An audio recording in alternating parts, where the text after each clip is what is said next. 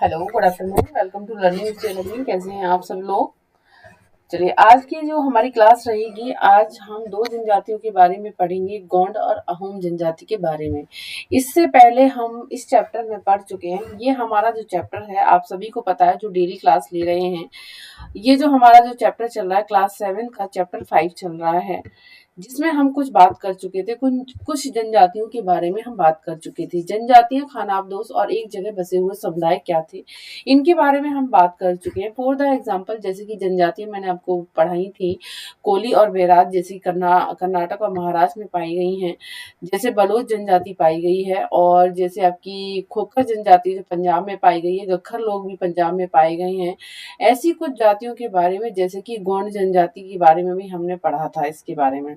ठीक है, तो इस तरीके से हमने काफी कुछ जनजातियों के बारे में हम बात कर चुके हैं। जैसे कि गोंड जनजाति जो कि हमें मध्य प्रदेश, छत्तीसगढ़, महाराष्ट्र और आंध्र प्रदेश में देखने को मिलती है। क्वेश्चंस यहाँ से देखने को मिलते हैं एनसीईआरटी में। यही जनजातियां आपसे पूछी जाती हैं आपके एग्जाम में कि ये जातियां कहाँ से बिलोंग करती हैं, सबसे पहले ये जातियां कहाँ देखने को मिली, अब ये जातियां कहाँ पर हैं, क्या काम कर रही हैं, कैसी हैं, ये सब आपसे बात की जाती है।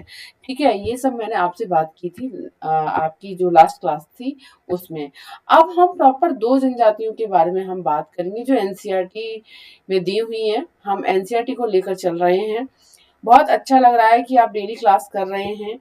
तो आप, मैं देख रही हूँ कि आप लोग सब्सक्राइब भी कर रहे हैं, लाइक भी कर रहे हैं और शेयर भी कर रहे हैं।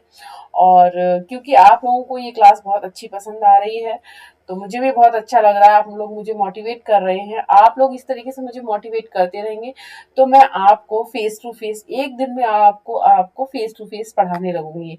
देखिए कितनी अच्छी बात है कि एनसीईआरटी चैप्टर वाइज में लेकर आ रही हूँ, उसके साथ साथ मैं नोट्स भी लेकर आ रही हूँ आप लोगों के लिए। तो प्लीज ध्यान से सुनिएगा। एंड आपके सीटेट वाले जिनका सोशल साइंस का एग्जाम होता है, जिसमें आपके 15 क्वेश्चन सोशल साइंस में, पेपर 2 में आपके 15 क्वेश्चंस बनते हैं इतिहास से, इसी एनसीईआरटी से बिल्कुल डिट्टो ऐसे ही क्वेश्चंस आते हैं एनसीईआरटी से। तो पढ़कर जाइएगा, जितना मैंने आपको पढ़ा दिया है यहाँ से कुछ ना कुछ क्वेश्चंस आपको देखने को मिलेंगे। जब पेपर आएगा उसके बाद मैं आपको बताऊंगी कि मैंने कितना पढ़ाया था और इसमें से कितने क्वेश्चंस आपके बने। चलिए हम अपने टॉपिक की तरफ मूव करते हैं।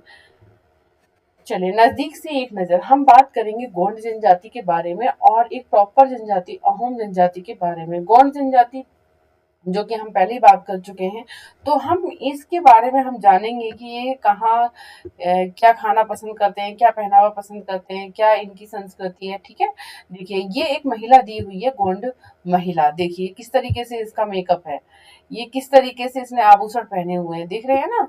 ये जनजाति कुछ इस तरीके से ही रहती है, क्योंकि ये अपने आप को, ये जिस तरीके से दिख रही हैं, ये अपने आप में इनकी जो संस्कृति है अपने आप में बहुत ही अनमोल है इनके लिए।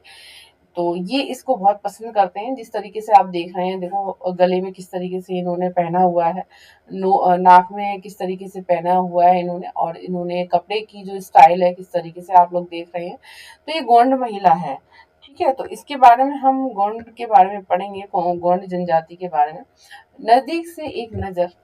चलिए मैं थोड़ा जूम कर लेती हूँ और जिससे आपको और थोड़ी क्लियरिटी आ जाए। देखिए नजदीक से एक नजर, गोंड, ये है ना गोंड, इसके बारे में हम बात कर रहे हैं। गोंड लोग गोंडवाना नामक विशाल वन प्रदेश में रहते थे। कहाँ रहते थे? गोंड लोग गोंडवाना नामक विशाल प्रदेश, वन प्रदेश में रहते थे। वे स्थानांतरीय कृषि अर्थात जगह बदल बदल कर खेती करते थे। विशाल गोंड जनजाति कई छोटे छोटे कुलों में बटी हुई थी। प्रत्येक कुल का अपना राजा या राय होता था। जिस समय दिल्ली के सुल्तानों की ताकत घट रही थी, उसी समय कुछ बड़े गोंड राज्य छोटे गोंड सरदारों पर हावी होने लगे थे। अकबर के शासनकाल के एक इतिहास अकबरनामा में उल्लिखित है कि गढ़ गटंगा के गोंड राज में 70,000 गांव थे। कितने कितने थे? 70,000 गांव थे। चलिए बात कर लेते हैं। अब मैं इसको समझा देती हूँ थोड़ा सा आपको। ये जो गोंड जनजाति है इसके बारे में थोड़ा यहाँ पे भी देख लेते हैं जो लिखा हुआ है। चलिए आराम से करेंगे क्लास को। खेती करते थे, स्थानांतरित खेती करते थे। स्थानांतरित कृषि का मतलब क्या था? स्थानांतरित कृषि का मतलब होता है कि जगह बदल बदल कर खेती करना। ठीक है। जगह बदल, ऐसा क्वेश्चंस बनता है कि स्थानांतरीय कृषि क्या होती है। ऐसे ही छोटे छोटे क्वेश्चंस में बड़े बड़े क्वेश्चंस को बना लिया जाता है एग्जाम में। तो स्थानांतरीय कृषि क्या थी? जगह जगह बदल कर की जाने वाली खेती, यानी कि एक जगह बदल कर फिर दूसरी जगह एरिया में चले जाना, उस खेती को स्थानांतरीय खेती कहते हैं। किसी वन पर स्थानांतरीय कृषि, देखो यहाँ पर भी लिखा हुआ है, आप सुनिएगा, मैं आपको बता रही हूँ, समझा रही हूँ। किसी वन प्रांत के पेड़ों और झाड़ियों को पहले काटा और जलाया जाता है। इसमें क्या किया जाता है? ये वन प्रदेश में रहते थे, ये जो गोंड लोग थे, गोंडवाना नामक विशाल वन प्रदेश में रहते थे। गोंडवाना नामक विशाल वन प्रदेश में रहते थे, यानी कि वनों में रहते थे, ये वनों में रहना पसंद करते थे। तो ये क्या करते थे? स्थानांतरीय खेती करते थे। और स्थानांतरीय खेती में क्या आता था, क्या है मतलब इसका? किसी वन प्रांत के पेड़ों और झाड़ियों को पहले काटा और जलाया जाता है, उनकी राख में ही फसल बो दी जाती है। जब ये जमीन पर उर्वरता खो देती है तब जमीन का दूसरा टुकड़ा साफ किया जाता है और इसी तरह से फसल उगाई जाती है। कहने का मतलब है, जो स्थानांतरित खेती है, ये लोग क्या करते हैं, एक जगह बदल कर दूसरी जगह जाते, क्यों? उनका एक रीजन है, क्योंकि जब वो जमीन उर्वरता खो देती है, यानी कि जब उसमें फसल अच्छी नहीं उगती है, तो वो दूसरे एरिया को अपनाते हैं। वो क्या करते हैं, किसी वन में जाकर, वन प्रांत में मतलब झाड़ियों को काटते और जलाते हैं। और फिर उससे क्या होता है, जब वो झाड़ियों को काटते जलाते हैं तो उसी राख में क्या करते हैं, राख को मिक्स करके उसमें फसल बो दी जाती है, तो फसल अच्छी उगती है। फिर धीरे धीरे जब आप कितनी सारी झाड़ियां और पेड़ काटोगे, कुछ हिसाब से तो काटोगे, तो वो क्या होता है ना, अब थोड़े समय के बाद जब उसको ये चीज नहीं मिलती है, जब उर्वरता के लिए ये चीजें नहीं मिलती हैं, झाड़ियां जैसे जलाकर राख में जब वो फसल करते थे, जब ये नहीं मिलती तो वो दूसरी जगह को छोड़ के दूसरी जगह चले जाते हैं खेती करने के लिए। ठीक है, तो इसी तरीके से ये स्थानांतरित खेती कहलाती है। ठीक है, अब इधर आ जाइए, अब बात करते हैं, हमने बात कर ली स्थानांतरित खेती, यानी कि गोंड लोग क्या करते थे, स्थानांतरित खेती करते थे। पहला क्वेश्चन ये कि गोंड लोग स्थानांतरित कृषि करते थे, समझा दिया मैंने आपको स्थानांतरित कृषि के बारे में, राइट। अब चलिए, विशाल गोंड जनजाति कई छोटे छोटे कुलों में बटी हुई थी। जो ये विशाल गोंड जनजाति थी ना, ये कई छोटे छोटे कुलों में बटी हुई थी। कुलों के बारे में मैं आपको बता चुकी हूँ। यहाँ पर कुलो शब्द का प्रयोग क्यों हुआ है? कुलो का मतलब ये होता है कि एक ही परिवार के लोग होते थे और वो अलग अलग पार्ट को डिवाइस करके रहते थे, मतलब डिवाइड कर लेते थे, मतलब जब ज्यादा लोग बढ़ जाते थे उसमें तो एक साथ रहना पॉसिबल नहीं होता था, तो वो कुल में अपने आप को बांट लिया करते थे। कुल का मतलब होता है एक ही परिवार और एक ही पूर्वज के लोग। ठीक है, ये वो लोग होते हैं। कुल यहाँ पर जो शब्द का प्रयोग किया गया है इसीलिए किया गया है, यानी कि एक ही पूर्वज के लोग होते हैं ये। ठीक है, चलिए आगे समझाऊं मैं आपको। प्रत्येक कुल का अपना राजा या राय होता था। क्या होता था? यानी कि गोंड में क्या होता था, गोंड राज्य में क्या होता था कि इनका राजा या राय भी होता था, यानी कि इसको राजा भी बोल सकते थे और राय भी बोल सकते थे। राय का मतलब राजा भी होता है, ठीक है, और राजा का मतलब तो राजा है ही। ठीक है, तो ये रहा आपका ये क्वेश्चन। अब आते हैं, जिस समय दिल्ली के सुल्तानों की ताकत घट रही थी, सुल्तानों की, मुगलों की नहीं, सुल्तानों की, यहाँ पर बड़ी कंफ्यूजन होती है। दिल्ली के सुल्तानों की ताकत घट रही थी। सुल्तान में जैसे मैंने आपको पढ़ाया था, खिलजी वंश, तुगलक वंश, तुर्की वंश, है ना, और लोधी वंश, है ना, ये सब थे सुल्तान। जब इनकी जो ताकत थी, जब इनकी ताकत घट रही थी, इनकी सत्ता इनकी जब जा रही थी धीरे धीरे, तो उस समय कुछ बड़े गोंडराज छोटे गोंडराज सरदारों पर हावी होने लगे थे। कहने का मतलब, जब बड़े गोंड राज्य थे ना, जब शक्तिशाली गोंड राज थे, तो छोटे गोंड सरदारों पर हावी होने लगे थे, छोटे सरदारों पर। अकबर के शासनकाल के एक इतिहास अकबरनामा में उल्लिखित है कि गढ़गटंगा के गोंड राज्य में 70,000 गांव थे। देखो, ये गोंड राज कितना बड़ा था कि गोंड राज में 70,000 गांव थे।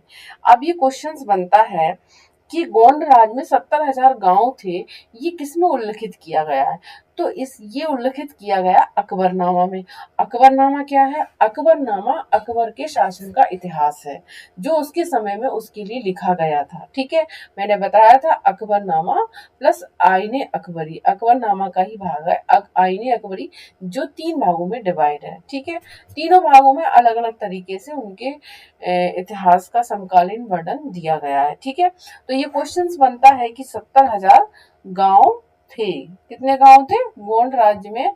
70,000 गांव थे। अब 70,000 गांव थे, ये कैसे पता चलता है? ये अकबर के समय में पता चलता है अकबरनामा से, राइट। चलिए आगे पॉइंट की तरफ बढ़ते हैं हम।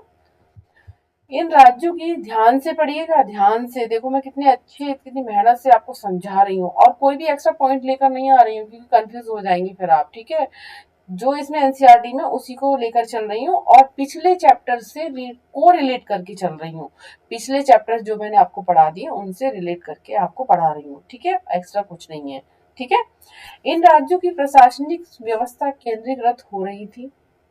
मतलब ये जो राज्य थे जो उभर कर आ रहे थे, जैसे गोंड राज्य था ये उभर कर आ रहा था, प्रशासनिक व्यवस्था अच्छी हो रही थी इनकी। राजगढ़ों में विभाजित थे। राज किसमें विभाजित थे? राजगढ़ों में विभाजित थे। जैसे कि ऊपर बात की गई है, गढ़ कटंगा की बात की गई है। गढ़ कटंगा के गोंड राज्य में कितने थे? 70,000 गांव।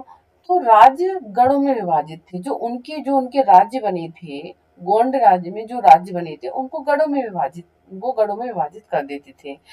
हर गढ़ किसी खास गोंड कुल के नियंत्रण में था। मतलब ये जो राज्य था ना, ये गढ़ों में विभाजित था और जितने भी गढ़ होते थे वो गढ़ गोंड कुल के नियंत्रण में था। अपने अपने कुल थे, अपने अपने गढ़ थे वहां पर, राइट। ये पुनः 84 गांव की इकाइयों में विभाजित थे। क्वेश्चन बनता है वेरी इंपॉर्टेंट, जिन्हें 84 कहा जाता था। 84 का उपविभाजन बरहोतों में होता था जो 12-12 गांवों को मिलाकर बनते थे। देखो कितने क्वेश्चन यहाँ से बन गए हैं और ये क्वेश्चन पूछे गए हैं, ये जो दे रखे हैं ना ये क्वेश्चन पूछे गए हैं। ठीक है, देखो जो गोंड राज्य था उनको गढ़ों में विभाजित किया गया था। अब गढ़ों में विभाजित जब कर देंगे तो उनको उन पर नियंत्रण रखने वाले भी लोग होंगे, तो उन पर नियंत्रण रखते थे कुल कुल के लोग उन पर नियंत्रण रखते थे और ये पुनः 84 गांव की इकाइयों में विभाजित थे। क्या? जिन्हें 84 कहा जाता था। 84 कहा जाता था, इसका मतलब था 84, 84, 84 गांव की इकाइयों में विभाजित थे। कौन? गढ़। गढ़ विभाजित थे 84 गांव की इकाइयों में। गोंड राज्य में देखा गया है 84। 84 का मतलब क्या होता है? 84 का मतलब होता है जो गढ़ थे वो 84 गांव की इकाइयों में विभाजित थे, राइट। समझ में आया? ठीक है, अब 84 में विभाजित थे गढ़, गढ़ 84 में विभाजित हो गए। ठीक है, किसमें? 84 में। फिर 84 भी उप विभाजन हुआ उनका। अब 84 का भी विभाजन हो गया। पहले गढ़, फिर 84, फिर 84 का भी उप विभाजन कर दिया गया। जब 84 का उप विभाजन होता है तब उसको बरहोतों में होता था। तब उसको क्या कहा गया? बरहोतो कहा गया। ये देखो लिखा हुआ है यहाँ पे। फिर 84 का भी उपविभाजन बरहतों में हुआ जो 12-12 गांव को मिलाकर बनते थे। बरहतों का मतलब क्या था? 12-12 गांव को मिलाकर बनते थे। इस तरीके से कुल टोटल 70,000 गांव थे उसमें गोंड राज्य में। ठीक है, देखो यहाँ पर हमने 84 की बात कर ली और बरहतों की बात कर ली। 84 का मतलब होता है 84 गांव की इकाइयां और बरहतों का मतलब होता है 12-12 गांव को मिलाकर बनते थे गांव।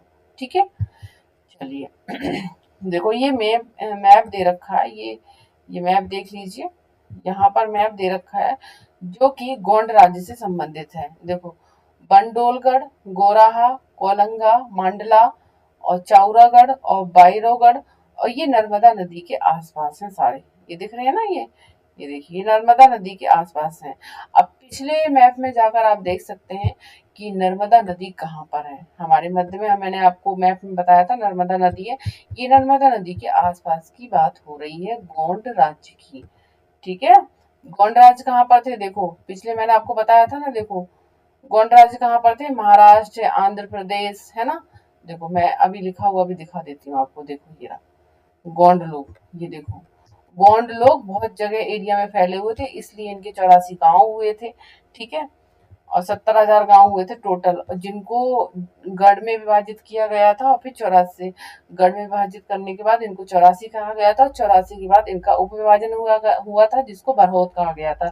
भरहौत का मतलब 12-12 गांव थे इसमें। ठीक है, देखो ये गोंड लोग थे ना, ये गोंड लोग कितनी जगह थे, छत्तीसगढ़, मध्य प्रदेश, महाराष्ट्र और आंध्र प्रदेश, इतने सारे इलाके में ये पूरी तादाद में फैले हुए थे गोंड। ठीक है, नर्मदा नदी के आसपास ये मिलते हैं। ठीक है, ये 4 राज्य थे जहां पर गोंड गोंड देखे गए हैं। ठीक है, चलिए अभी इसमें और है, अभी पूरा नहीं हुआ है। चलिए गोंड राज की तरफ चलते हैं, हम कहाँ थे। चलो, ये मैप के बारे में मैंने आपको बता दिया, आगे हम और देखते हैं इसमें गोंड में क्या है। गोंड राज्य में बड़े राज्यों के उदय ने गोंड समाज के चरित्र को बदल डाला। मतलब जो बड़े राज्य थे, जब बड़े राज्य उभर कर आए, जब बड़े राज्यों का उदय हुआ, तो गोंड समाज जो था, बड़ी तादाद में जो लोग रहते थे वहां पर, 70,000 जो गांव थे, उसके चरित्र को, उसके स्वरूप को बदल डाला। कहने का मतलब उसमें काफी उन्नति आई। उनका मूल्य तो बराबरी वाला समाज धीरे धीरे असमान सामाजिक वर्गों में विभाजित हो गया। मतलब बराबरी वाला जो समाज था ना, धीरे धीरे असमान सामाजिक वर्गों में विभाजित हो गया। ब्राह्मण लोगों ने गोंड राजाओं से अनुदान में भूमि प्राप्त की और अधिक प्रभावशाली बन गए। देखो ब्राह्मण यहाँ भी हैं। देखो ब्राह्मण लोगों ने क्या किया, गोंड राजाओं से ये भूमि करते थे, मैंने पहले ही बताया था, स्थानांतरित खेती करते थे, तो काफी खेती भी इनके पास होगी।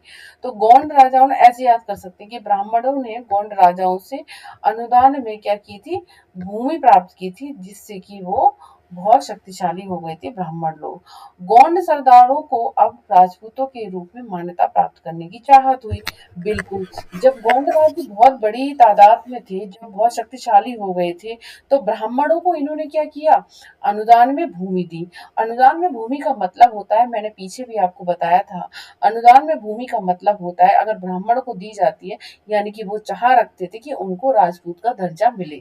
ठीक है, उनको राजपूत बनाया जाए। गौंड सरदारों को अब राजपूतों के रूप में मान्यता प्राप्त करने की चाहत हुई, इसलिए गढ़कटंगा के गौंड राजा अमन दास ने संग्राम शाह की उपाधि धारण की।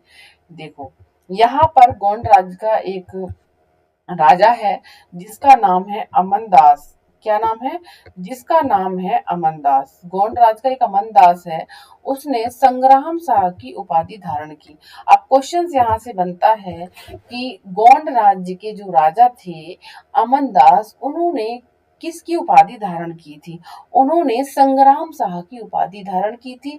उसके पुत्र दलपत ने महोबा के चंदल राजपूत राजा सालवाहन की पुत्री राजकुमारी दुर्गावती से विवाह किया। देखो ये जनजाति थी गौंड राज्य, और गौंड राज्य की जनजाति थी कितनी ज्यादा उभर कर आई कि इसके जो मेल मिलाप थे, जो इसके रिलेशन थे, वो राजपूतों की तरह बदल गए। ठीक है, शादी भी कर ली राजपूत की राजा से। ठीक है, तो जो अमन दास का जो पुत्र था दलपत, दलपत ने क्या किया, ध्यान रखिएगा, दलपत था किसका, अमन दास का पुत्र दलपत।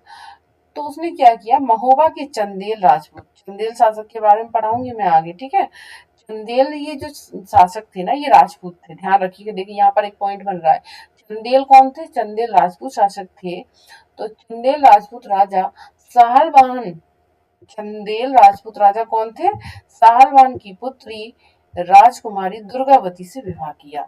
देखो अब मैं समझाती हूँ। गोंड राज्य में एक राजा हुए, ठीक है, गोंड राज्य में एक राजा हुए अमन दास। उन्होंने क्या किया, उन्होंने संग्राम शाह की उपाधि धारण की राजपूत बनने के लिए। ठीक है, क्योंकि इन्होंने भी ब्राह्मण को भूमि अनुदान दी होगी, तो इनको भी दर्जा मिला राजपूत का, तो इन्होंने संग्राम शाह की उपाधि धारण की। फिर अमन दास के पुत्र आते हैं दलपत। दलपत ने क्या किया, महोबा के जो चंदेल राजपूत राजा होते हैं, राजपूत राजा चंदेल राजपूत राजा जिसका नाम है सालवाहन, सालवान की पुत्री होती है राजकुमारी, उसका नाम होता है दुर्गावती। यानी कि अमनदास के पुत्र दलपत ने दुर्गावती से विवाह किया, सालवान की पुत्री दुर्गावती से विवाह किया। देखो कैसे क्वेश्चंस बने हैं यहाँ पर। ठीक है, चलिए अब दलपत की मृत्यु कम उम्र में हो गई, रानी दुर्गावती बहुत योग्य थी और उसने अपने 5 साल के पुत्र वीर नारायण के नाम पर शासन की कमान संभाली। अब जब दलपत की जब मृत्यु होती है, जब दलपत की मृत्यु होने के बाद, दलपत की मृत्यु क्या होती है, कम उम्र में ही होती है। ऑब्वियसली सी बात है कि उनके पुत्र भी होते हैं। और रानी दुर्गावती बहुत योग्य थी, और क्योंकि ये राजपूत थी, और ऐसा कुछ नहीं है क्योंकि ये राजपूत होंगी तभी बहुत योग्य होंगी, ऐसा कुछ नहीं है। ये राजपूत राजा चंदेल सालवन की पुत्री थी, तो योग्य थी। और अपने 5 साल के पुत्र, मतलब 5 साल का पुत्र का मतलब है कि इनके पति की कम उम्र होगी उस समय, तो इनके पुत्र का नाम क्या हुआ, बी नारायण। बी नारायण इन्होंने अपने पुत्र का नाम रखा और उनके नाम पर शासन की कमान संभाली। किसने, दुर्गावती ने, गोंड राज की दुर्गावती। ठीक है, यानी कि दलपत की पत्नी के पुत्र वीर नारायण के नाम पर शासन की कमान संभाली। कमान जब संभालते हैं उसके समय में राज्य का और अधिक विस्तार हुआ। कमान संभालने के बाद राज्य का और विस्तार होता है, गोंड राज्य का। 1565 में आसिफ खां के नेतृत्व में मुगल सेनाओं ने गढ़कटंगा पर हमला किया। देखो, अब दुर्गावती यहाँ पर शासन कर रही, तो 1565 में मैंने आपको बताया था कि इनका जो शासन काल है वो क्या है, ये मुगलों का शासन काल है, यहाँ पर अकबर का शासन काल है। ठीक है, तो 1565 में आसिफ खान के नेतृत्व में मुगल सेनाओं ने क्या किया, गढ़कटंगा पर हमला कर दिया। गढ़कटंगा पर क्या कर दिया, हमला कर दिया। रानी दुर्गावती ने इसका जमकर सामना किया, उसकी हार हुई और उसने समर्पण किया। मतलब रानी दुर्गावती की क्या हो गई, हार हो गई, और उसने समर्पण कर दिया। कहने का यहाँ पे क्वेश्चन बनता है कि गढ़कटंगा पर हमला किसने किया था, आसिफ खां के नेतृत्व में मुगल सेनाओं ने गढ़कटंगा पर हमला किया था, आसिफ खान के नेतृत्व में। ठीक है, चलिए, एक नक्काशीदार दरवाजा, गोंड जनजाति, बस्तर क्षेत्र, मध्य प्रदेश। अब देखिए, ये जो एक दरवाजा दिखाया जा रहा है ना आपको, ये यहाँ पर एक दरवाजा है, ये लकड़ी का दरवाजा है, ये मध्य प्रदेश से मिला है। ये गोंड जनजाति ने किस तरीके से, कितनी अच्छी इस पर चित्रकारी की है, किस तरीके से, मतलब इस पे हाथी बना हुआ है, और ये कुछ इस पे जो उनके समय की जो चीजें हैं वो बनी हुई है। देखो, चक्र बना हुआ है ये, और ये हाथी के चित्र बने हुए हैं, पशुओं के चित्र बने हुए हैं। ठीक है, ये मध्य प्रदेश से मिला है, गोंड राज्य का। ठीक है, चलिए, अब समर्पण करने की वजह मर जाना बेहतर समझा, किसने, दुर्गावती ने। जब आसिफ खां के नेतृत्व में मुगल सेना ने 1500, इसमें क्या दे रखा है, 1565 है, एक मिनट मैं देख लेती हूँ बोलने से पहले। 1565 है, हाँ, 1565 में, हाँ, सॉरी, 1565 में आसिफ खां के नेतृत्व में जब रानी दुर्गावती पर हमला किया, गढ़कटंका पर हमला किया, तो वो हार गई। और हारने के बाद उन्होंने समर्पण करने की बजाय उन्होंने क्या सोचा, उन्होंने उसका पुत्र भी तुरंत बाद लड़ता हुआ मारा गया। मतलब जब उसका पुत्र भी उसके साथ मारा गया। गढ़कटंका एक समृद्ध राज्य था, मतलब दुर्गावती ने समर्पण करने की वजह मर जाना बेहतर समझा, और उसके पुत्र को भी तुरंत बाद में लड़ता हुआ मारा गया। गढ़कटंगा एक समृद्ध राज्य था।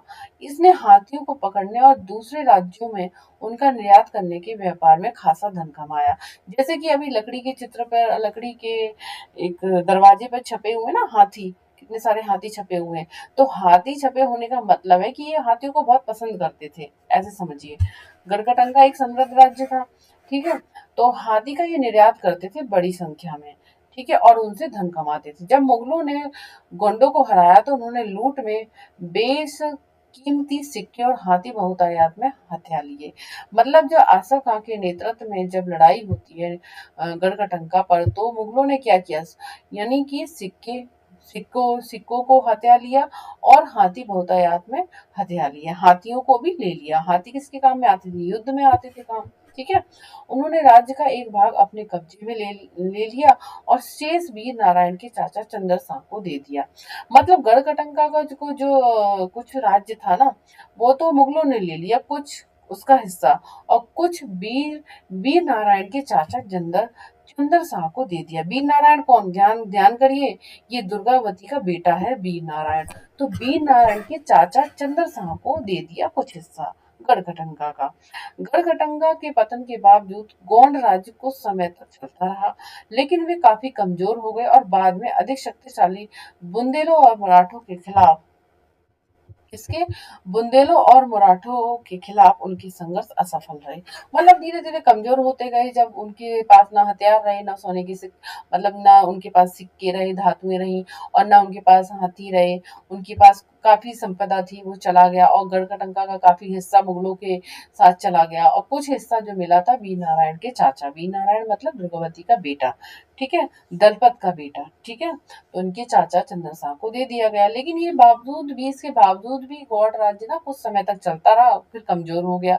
उसके बाद अधिक शक्तिशाली बुंदेलों और मराठों के खिलाफ उनके संघर्ष हुए, उसमें भी वो असफल रहे। कौन? गोंड राज्य, बुंदेलों और मराठों। अब कहने का मतलब ये है कि इनका जो बुंदेल और मराठों के साथ भी इनका इनका युद्ध हुआ, और दूसरा इनका मुगलों के साथ भी इनका युद्ध हुआ। किसका? गोंड राज्य में, ठीक है, गोंड राज्य से, ऐसे ध्यान रखिएगा, ठीक है। और किसके नेतृत्व में युद्ध किया गया था गोंड राज्य से? मुगल मुगल के शासनकाल में आसफ खां के नेतृत्व में। ध्यान रखिएगा, ये वेरी इंपॉर्टेंट क्वेश्चन है। सेना ने आक्रमण किया था असम। अब देखिए यहाँ पर आते हैं, हम थोड़ा सा कुछ पढ़ते हैं। अब हम पढ़ेंगे असम के बारे में, यानी कि अहोम राज्य के बारे में, ठीक है। तो अच्छा होगा कि अहोम राज्य के बारे में हम कल पढ़ें। आज हम गोंड राज्य के बारे में पढ़ेंगे, बाकी निष्कर्ष हम कल पढ़ेंगे, क्योंकि ये चैप्टर काफी, अब इसमें ये जो क्लास है काफी लेंथी हो गई है, तो ध्यान से हम अच्छे से हम पढ़ेंगे। आज हमने सिर्फ इतने ही टॉपिक को याद कीजिए। आज के दिन सिर्फ इसके बारे में, गौड़ राज्य के बारे में याद कीजिएगा टॉपिक, आपको बहुत अच्छे से याद हो जाएगा, ठीक है। इसलिए मैं ज्यादा नहीं पढ़ाऊंगी, और कल मैं पढ़ाऊंगी अहोम राज्य के बारे में, जो कि असम में मिलता है देखने को। असम में जनजाति देखने को मिलती है, अहोम जनजाति असम में देखने को मिलती है, ठीक है। तो ये आज मैंने आपका गोंड राज्य कंप्लीट किया। काफी कुछ हमने इसमें पढ़ा, 84 के बारे में हमने पढ़ा, भरूच के बारे में हमने पढ़ा, रानी दुर्गावती के बारे में हमने पढ़ा, स्थानांतरित खेती के बारे में हमने पढ़ा, दलपत के बारे में हमने पढ़ा, ठीक है। और अमनदास, जिसने संग्राम शाह की उपाधि धारण की थी। अमनदास कौन है? गोंड राज्य का राजा था, है ना। और दुर्गावती कौन थी? सालवाहन की पुत्री थी दुर्गावती। यहाँ पर ध्यान रखिए, ऐसे ही क्वेश्चन बनते हैं। चंदेल राजपूत राजा था सालवाहन, उसकी पुत्री थी दुर्गावती। चंदेल राजा जिसका नाम सालवाहन था, उसकी पुत्री थी दुर्गावती, जिसकी शादी किससे हुई थी? दलपत से हुई थी, अमनदास के पुत्र से हुई थी।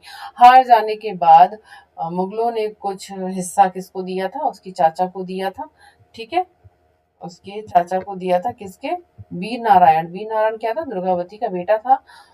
और वीर नारायण के जो चाचा थे चंद्र शाह को कुछ हिस्सा मिल गया था।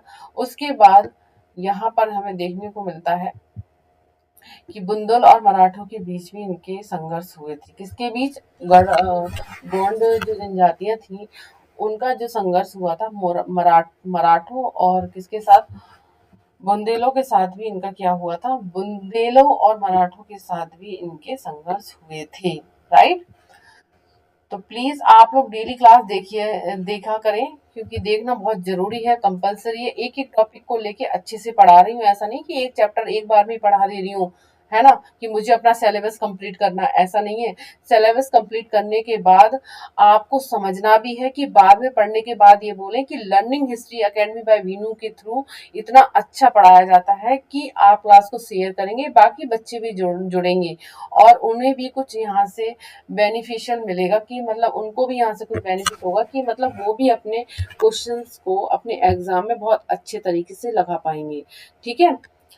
तो प्लीज शेयर करते रहें, बाकी बच्चों को भी क्लास मिलती रहेगी।